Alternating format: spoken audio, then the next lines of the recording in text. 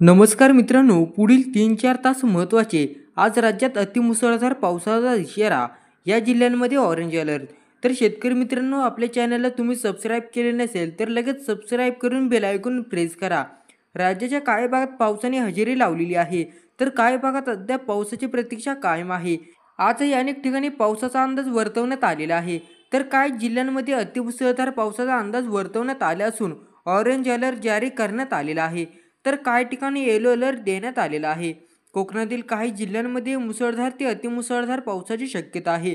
कोकण आणि मध्य महाराष्ट्रातील जिल्ह्यांमध्ये तुरळक ठिकाणी मुसळधार पाऊस पडण्याची शक्यता आहे. ठाणे, रायगड, रत्नागिरी, सिंधुदुर्ग, पुणे, सातारा या जिल्ह्यांमध्ये आज मुसळधार पावसाचा इशारा देण्यात आला आहे. या सर्व जिल्ह्यांमध्ये हवामान विभागाने येलो अलर्ट जारी केला आहे.